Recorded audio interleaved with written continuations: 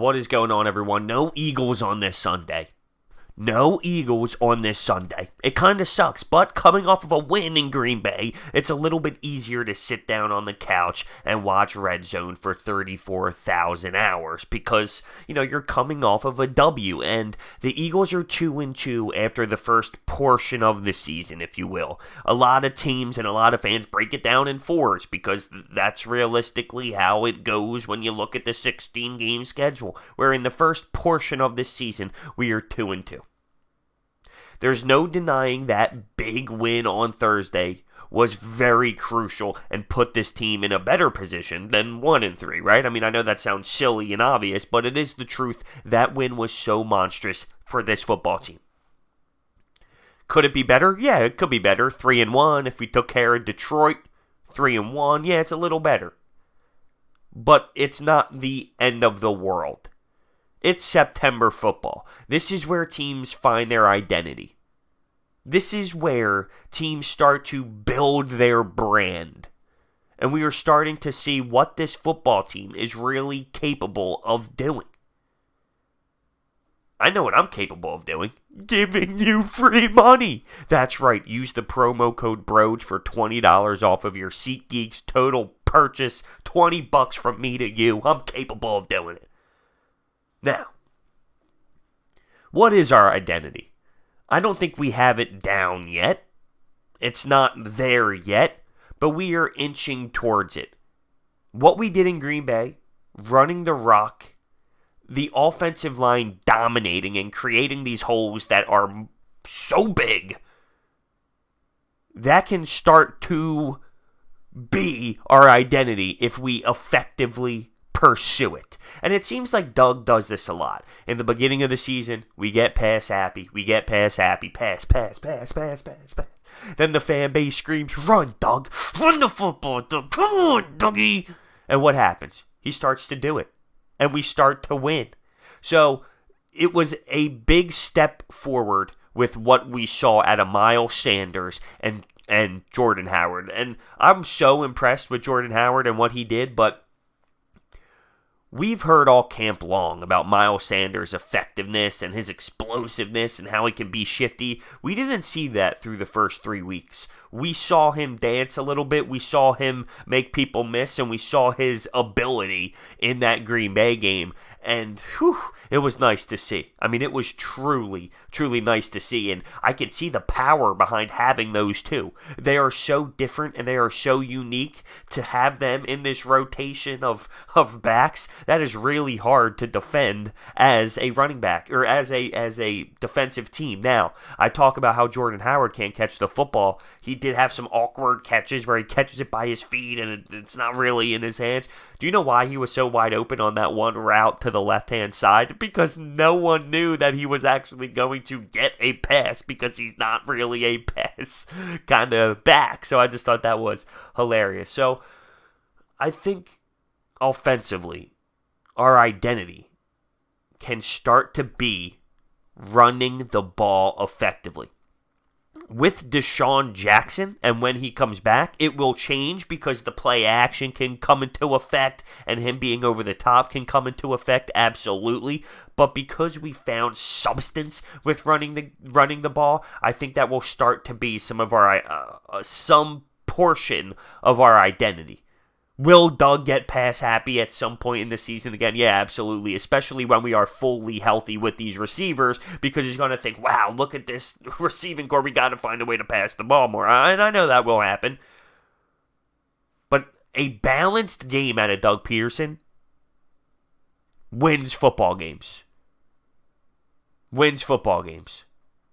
When Carson Wentz doesn't have to throw for 350 yards, we can win football games.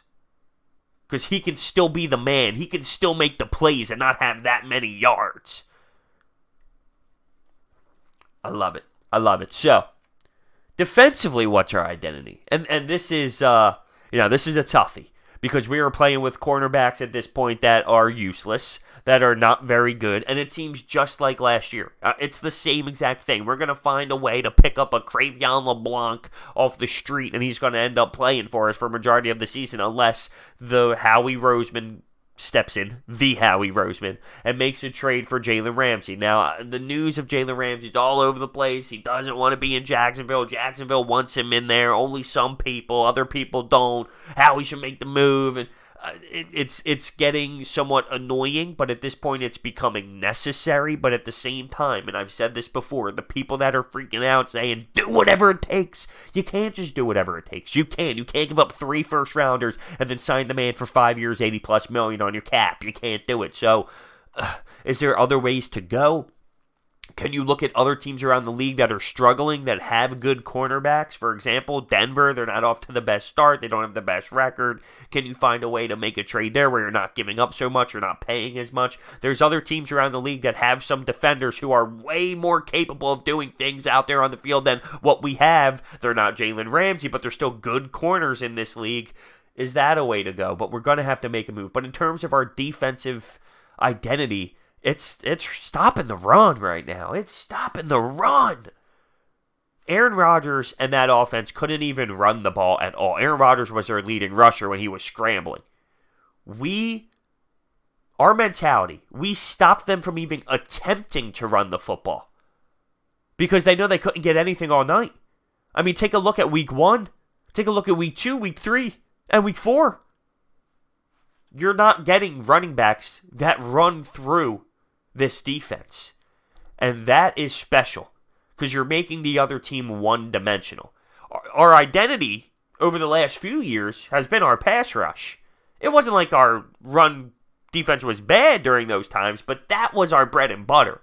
Right now, our bread and butter is you can't run on us, which is good, which is making teams one-dimensional. But here's the problem, right? With those cornerbacks, you are going to get toasted. You are going to have quarterbacks throw for 350, 380, 420, 750, right? I mean, you're going to see that because we can't stop anyone. So that needs to be fixed, but our identity is you're not going to run on us. We're not going to let you. We are going to force you to throw the football.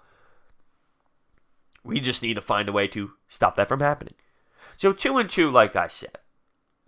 Week 1, It was entertaining because you saw this offense as a whole. You saw Deshaun Jackson. You saw this entire team healthy.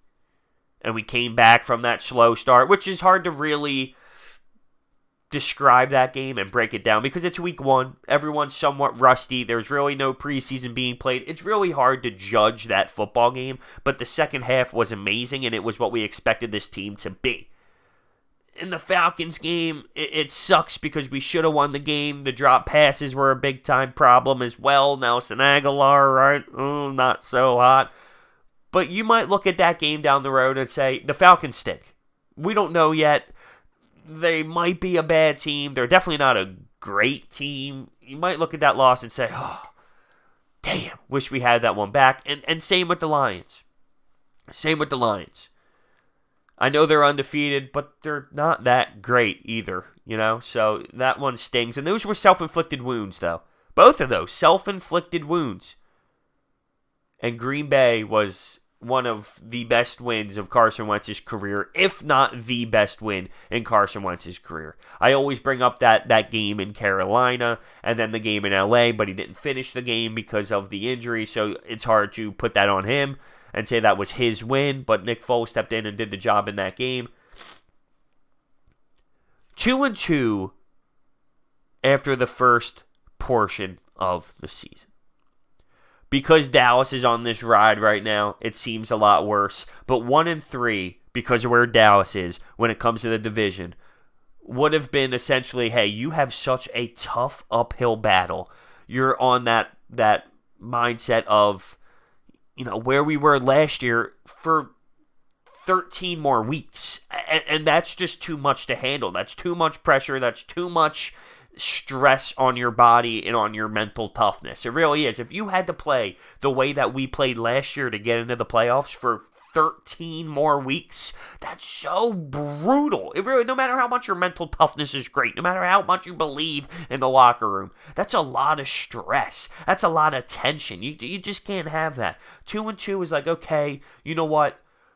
Take a couple deep breaths. It's September football. Now we're starting to move into October. Like I said, you learn a little bit more about your identity. I would say halfway through October, when you're about 6 games in, then you really truly understand where your team is, the other teams are. Like, what are these teams? Where do they stand? What type of power do they have? What's their strengths? What's their weaknesses? You're starting to see it. It's starting to develop. By week 6, though, you will really understand where these teams are. I can look at the direction of these teams and say, okay, this is where they're going. For example, we know we should have a very balanced offense with great weapons. That should be our offensive mindset.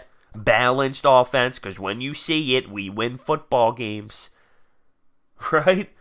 A very powerful offensive line. I mean, that bounce back game by the offensive line is insane. And we've seen that. I talked about how Doug in the past was very pass happy until he found a way. Same with the offensive line. They always seem to struggle early, and then they find themselves being elite. And they're older. They're obviously an older offensive line, so that definitely plays a factor into it. They don't play too much preseason, so we've been talking about it. Is September the new preseason? Yeah, maybe, but at the same time, 2-2 in the regular season. Now, it means something, though. Like, it doesn't matter if it's preseason or not. It's meaningful games that actually matter towards your record. And I'm not sitting here telling you that they should play preseason so they don't come out slow. No, I don't think so, because I don't think it correlates whatsoever. But I am saying that, they come out slow. But now that we're starting to build it, here we go. And they clearly dominated that Green Bay Packers defense. So, let me know your thoughts down below.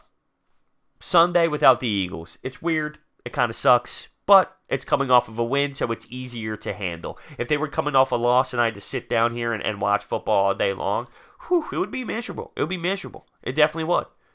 But coming off a win, it's a little bit easier. You're checking fantasy. You're putting in bets on your DraftKings sports books and whatnot. So it's going to be a good day. Thank you guys so much for watching. Let me know what you think down below. See you next time.